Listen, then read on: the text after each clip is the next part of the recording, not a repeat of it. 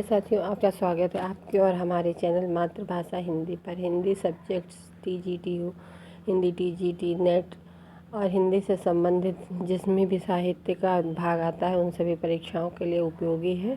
आधुनिक काल के प्रश्नों का संकलन हम चालू किया है, इसलिए आप सभी इसमें अपना अंक जितने भी आपके बनते हैं उन अंकों को प्लीज़ कमेंट करें हम लोगों को।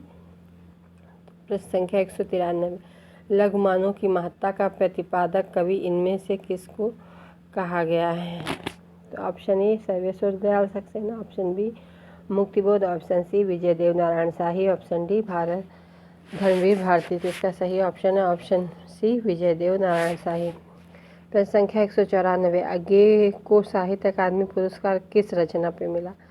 तो ऑप्शन ए चिंता, ऑप्शन बी इत्यालम, ऑप्शन सी आंगन के पार द्वार, ऑप्शन डी हरिघास पर चढ़कर। तो अज्ञे जी की सभी रचनाएं चिंता, इत्यालम, हरिघास पर चढ़कर और आंगन के पार द्वार पर उनको साहित्य अकादमी पुरस्कार प्राप्त हुआ। प्रश्न संख्या 195, सतपुड़ा के जंगल नामक काव्य कृति के रचयिता कौन है? सतपुड़ा के जंगल नामक काव्य कृति के रचयिता कौन है? तो इस ऑप्शन ए Bhawani Prasad Mishra, option B Shamsher, option C Sarveshwar Dayal Saxena, option D Rangeya Raghav. तो इसका सही उत्तर है ऑप्शन ए भवानी प्रसाद मिश्र। प्रश्न संख्या 196, आत्मनेय पद के लेखक कौन है? आत्मनेय पद के लेखक कौन? प्रश्न संख्या 1 Shamsher Bahadur, option b Kunwar Narayan, option c Agyeya, option d Dharmvir Bharti. तो इसका सही ऑप्शन है option a, option c Dharmvir Agyeya ji को आत्मनेय पद लेखक के रचयिता है। प्रश्न संख्या 197, मदन वात्स्यायन किस सप्तक के कवि हैं? ऑप्शन ए तार सप्तक, ऑप्शन बी दूसरा सप्तक, ऑप्शन सी तीसरा सप्तक, ऑप्शन डी चौथा सप्तक। तो आप लोगों को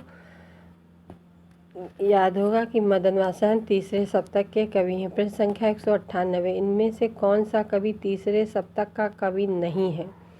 देखिए, नहीं वाले प्रश्नों में बहुत ही उलझाते हैं, परीक्षा में अक्सर यही हमारे गलत होते हैं। तो प्रश्न संख्या 1 विजय देव नारायण शाही, प्रश्न संख्या b option b Dharmvir Bharti, option c Kirti Chaudhary, option d Sarveshwar Dayal Saxena. तो इनमें तीसरे सप्तक का कवि कौन नहीं? धर्मवीर भारती, ये दूसरे सप्तक के कवि हैं। और बाकी तीनों जो विजय देव नारायण शाही जी हैं, चौधरी, सर्वेश्वर दयाल सक्सेना, ये हमारे तीसरे सप्तक के कवि हैं। प्रश्न संख्या 199, कठोपनिषद के नचिकेता प्रसंग पर आधारित काव्य कौन सा है? तो ऑप्शन ए संशय की एक रात, ऑप्शन बी आत्मजयी, ऑप्शन सी अंधेरे में, ऑप्शन डी कुआनो नदी।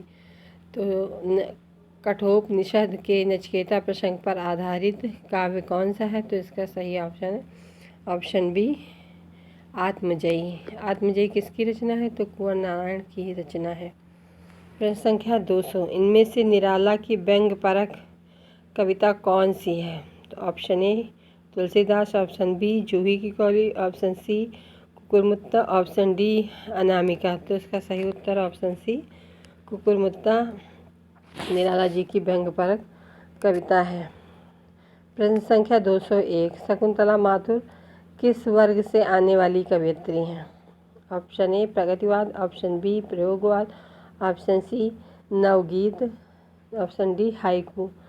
तो शकुंतला माथुर जी प्रयोगवाद से संबंधित कवयित्री मानी जाती हैं। ऑप्शन हमारा बी इसका राइट ऑप्शन है। प्रश्न संख्या 202, इन रचनाओं में से कौन सबसे पहले लिखी गई है? Kamayani, option A Kamayani, option B Pallav, option C Saket, option D Parimal. तो इसका सही ऑप्शन है ऑप्शन बी पल्लव। प्रश्न संख्या 203, कौन सी कृति विरह काव्य है? तो ऑप्शन ए आंसू, ऑप्शन बी झरना, ऑप्शन सी लहर, ऑप्शन डी कामायनी। तो हमारा सही ऑप्शन ऑप्शन ए आंसू। आंसू को हिंदी का मेघदूत भी कहा जाता है। प्रश्न संख्या 204, कौन सी रचना हरिवंश राय बच्चन की नहीं है? तो ऑप्शन ए बुद्ध और नाचकर, ऑप्शन बी प्रभात फेरी, ऑप्शन सी प्रणय पत्रिका, ऑप्शन डी मधुबाला। तो सही ऑप्शन होगा हमारा ऑप्शन बी प्रभात फेरी जो है ये हरिवंश राय बच्चन जी की नहीं है। अगर दोस्तों आप अपना कमेंट द्वारा हमें ये बताएंगे कि हम इन ऑप्शनों को भी क्लियर करें तो वैसा करें, इसलिए नहीं तो हम जल्दी जल्दी आपके प्रश्नों को ज़्यादा से ज़्यादा आपका टेस्ट लगा के आप अपने देख सकते हैं कि आपकी हिंदी की तैयारी किस स्तर पर चल रही है। इसलिए हम सिर्फ ऑप्शन पढ़ते हैं और सही ऑप्शन पे टिक कर देते हैं। प्रश्न संख्या 105, इनमें से प्रसाद का गीत काव्य कौन सा है? Option A Kamayani, option B Aansu, option C Jharna, option D लहर। तो लहर को प्रसाद जी का गीत काव्य माना जाता है। प्रश्न संख्या 106, सुभद्रा कुमारी चौहान की कौन सी कविता अत्यंत लोकप्रिय हुई? तो जैसे बचपन से भी हम सभी ने पढ़ा और आज तक भी देखने को मिलती है। तो ऑप्शन ए झांसी की रानी, ऑप्शन बी हिंदी के सुमनों के प्रति, ऑप्शन सी कोमल और कवित, ऑप्शन डी पाथे। तो सही ऑप्शन ए झांसी की रानी। प्रश्न संख्या 207, मातृभूमि पर शीश चढ़ाने जिस पद पर जामे वीर अनेक, यह पंक्ति किस कवि की है?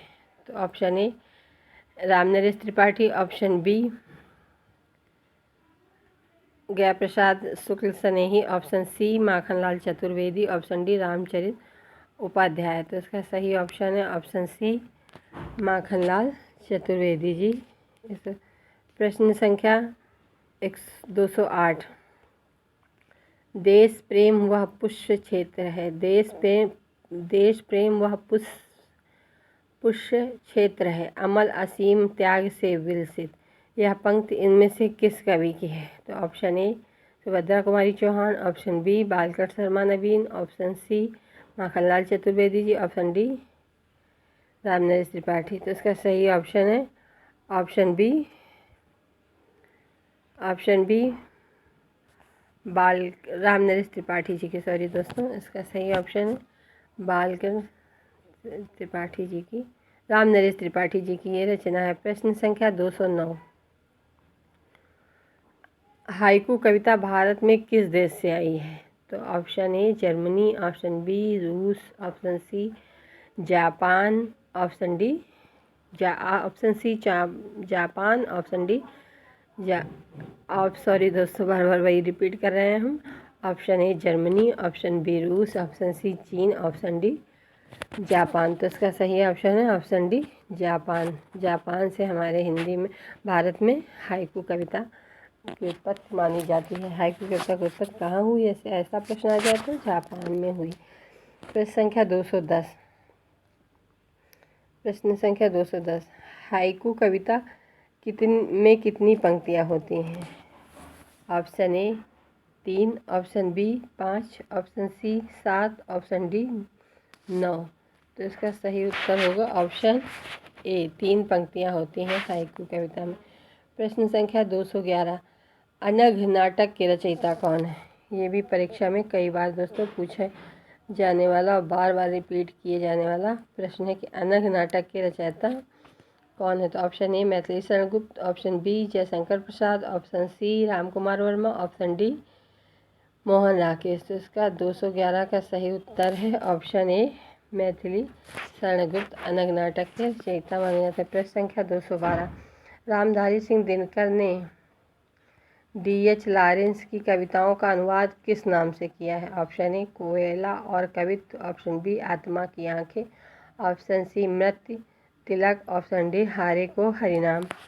तो इसका सही ऑप्शन है ऑप्शन बी आत्मा की आंखें जो है कविता D.H. लॉरेंस की कविताओं का संकलन है। प्रश्न संख्या 213, इनमें से कौन सा पात्र उर्वशी का है? तो ऑप्शन ए निमोनिया, option B Sukanya, option C Mrinalini, option D Alka. तो इसका सही ऑप्शन है ऑप्शन बी सुकन्या उर्वशी का पात्र है। प्रश्न संख्या 214, त्रिशूल इनमें से किस कवि का उपनाम है? तो option A Ramcharit Upadhyay ji, option B Nathuram Sharma Shankar ji, option C Ramnaresh Tripathi और ऑप्शन डी गया प्रसाद शुक्ल स्नेही। तो इसमें सही ऑप्शन ऑप्शन डी गया प्रसाद शुक्ल स्नेही जी का नाम है। प्रश्न संख्या 215, इनमें कौन सी कृति सबसे पहले लिखी गई? तो ऑप्शन ए रस कलश, ऑप्शन बी चुपते चौपते, ऑप्शन सी प्रिय प्रवास, ऑप्शन डी पद्म प्रसून। तो जैसा आप सभी जानते हैं कि ये सभी रचनाएं अयोध्या सिंह उपाध्याय जी की, लेकिन प्रिय प्रवास सबसे पहले लिखी गई रचना है। प्रश्न संख्या 216, अयोध्या सिंह उपाध्याय द्वारा रचित रीति ग्रंथ का नाम क्या है? तो प्रश्न संख्या ऑप्शन ए रीति सर्वस्व, ऑप्शन बी रस पीयूष, ऑप्शन सी रीत रस कलश, ऑप्शन डी रस रत्नाकर। तो इसका सही ऑप्शन है ऑप्शन सी रस कलश अयोध्या सिंह उपाध्याय जी की रीति रचित ग्रंथ माना जाता है। प्रश्न संख्या 217, दिनकर के किस काव्य ग्रंथ में कामाध्यात्म का विवेचन हुआ है? Option A Rashmirathi, option B Kurukshetra, option C Hunkar, option D Urvashi. तो ऑप्शन डी सही है, लेकिन सब रचनाएं जो हैं, जितनी भी रचनाएं हैं, ये सारी ही दिनकर जी की रचनाएं हैं। प्रश्न संख्या 218, क्वासी इनमें से किस कवि की कृति है? तो option a Balkrishna Sharma Naveen, option b Makhanlal Chaturvedi ji, option c Rai Devi Prasad Purna, option d Subhadra Kumari Chauhan. तो इसका सही option option a Balkrishna Sharma Naveen. 219, कौन सा कवि तीसरे सप्तक का नहीं है? प्रश्न संख्या option A Shamsher Bahadur, option B Vijay Devnarayan Shahi, option C Madan Sen, option D Kedarnath Agrawal. तो जैसा कि आप सभी जानते हैं, शमशेर बहादुर सिंह दूसरे सप्तक के कवि माने जाते हैं। प्रश्न संख्या 220, नरेश मेहता किस सप्तक के कवि? ऑप्शन ए तार सप्तक, ऑप्शन बी दूसरा सप्तक, ऑप्शन सी तीसरा सप्तक, ऑप्शन डी किसी के नहीं। तो आप सभी जानते हैं, अगर आपको क्रम याद है, तो दूसरे सप्तक के कवि नरेश मेहता जी माने जाते हैं। देखिए, तार सप्तक, जितने सप्तक उनके लेखक, उनका क्रम बहुत बार पूछा जाता है। परीक्षाओं का मोस्ट इम्पॉर्टेंट टॉपिक है कि ये परीक्षाओं में आना ही आना है, इससे 1-2 प्रश्न तो आने ही आने हैं। प्रश्न संख्या 221, सन 1951 में कौन सा सप्तक प्रकाशित हुआ? तो ऑप्शन ए तार सप्तक, ऑप्शन बी दूसरा सप्तक, ऑप्शन सी नया सप्तक, ऑप्शन डी तीसरा सप्तक। तो इसका सही ऑप्शन है ऑप्शन बी दूसरा सप्तक। पहला सप्तक जो है तार सप्तक 1943 में प्रकाशित हुआ था। प्रश्न संख्या 222, सावन मेघ किस कवि की लिखी कविता है? सावन मेघ किस कवि की लिखी कविता है? Option A Kedarnath Agrawal, option B Kedarnath Singh, option C Agyeya, option D Muktibodh. तो इसका सही ऑप्शन है ऑप्शन सी अज्ञेय जी की। प्रश्न संख्या 223, साहित्य कला और साहित्य को कॉमर्शियल पोर्नोग्राफी के स्तर पर उतारते जा रहे हैं। देखो दोस्तों, ये कथन है बच्चों, ये कथन है कि साहित्यकार कला और साहित्य को कमर्शियल पोर्नोग्राफी के स्तर पर उतारते जा रहे हैं। यह कथन किस आलोचक का? तो ऑप्शन ए Chandrakant Devtale, option b Kumar Vimal, option c Ramvilas Sharma, option d Ramesh Ranjak. तो इसका सही ऑप्शन है ऑप्शन बी कुमार विमल जी का ये ऑप्शन है। प्रश्न संख्या 224, दुख सबको मांझता है यह पंक्ति किस कवि की है?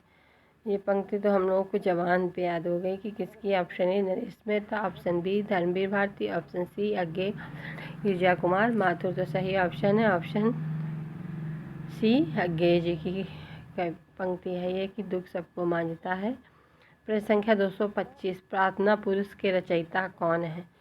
ऑप्शन ए Bhawani Prasad Mishra, option b Naresh Mehta, option c Muktibodh, option d Nirala. तो प्रार्थना पुरुष इनका खंड काव्य है और इसके रचयिता हैं बी नरेश मेहता